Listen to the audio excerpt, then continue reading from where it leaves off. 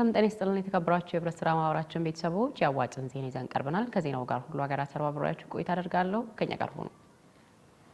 አዋጭ ፋውንዴሽን ያስገነባቸውን ቤቶች ለርክክብ ዝግጁ ማድረጉን አስታወቀ። አዋጭ ፋውንዴሽን ከአዋጭ ገንዘብ ቁጠባና ብድር ህብረት ስራ ማህበርና ከኢትዮጵያ ህብረት ስራ ኮሚሽን ጋር በመተባበር የመጠለያ ችግር ላለባቸው ወገኖች ያስገነባቸውን ቤቶች ግንባታ አጠናቆ ለርክክብ ዝግጁ ማድረግ መቻሉን አስታውቋል። የአዋጭ መስራችና ዋና ስራ አስፈጻሚ እንዲሁም የፋውንዴሽኑ ቦርድ ሰብሳቢ አቶ ዘሪሁን ሸለመ፣ የፋውንዴሽኑ የቦርድ አባል ወይዘሮ ትዕግስት ጋሩምሳና የአዋጭ ፋውንዴሽን ስራ አስኪያጅ አቶ አድማሱ አብርሃም እንዲሁም ሌሎች የፋውንዴሽኑ ሰራተኞች በቦታው ተገኝተው ፕሮጀክቱን ጎብኝተዋል።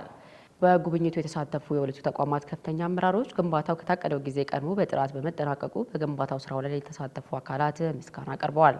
ይህ ስኬት ለበርካታ የመጠለያ ችግር ያለባቸው አቅመ ደካማ ወገኖች አዲስ ተስፋ የሚሰጥና የህብረት ስራን ኃይል የሚያሳይ መሆኑም ተገልጿል። ይህ በእንዲህ እንዳለ ፋውንዴሽኑ አነስተኛ ገቢ ያላቸውን የህብረተሰብ ክፍሎችን ለመደገፍ በማሰብ በኦሮሚያ ብሔራዊ ክልላዊ መንግስት ሰሜን ሸዋ ዞን ጫንጮ ከተማ በሚገኘው ትምህርት ቤቱ ከ276 በላይ ቅድመ መደበኛና አንደኛ ደረጃ ተማሪዎችን ሙሉ የትምህርት ቁሳቁስና የምገባ ፕሮግራም በማዘጋጀት እያስተማረ እንደሚገኝ ተጠቁሟል።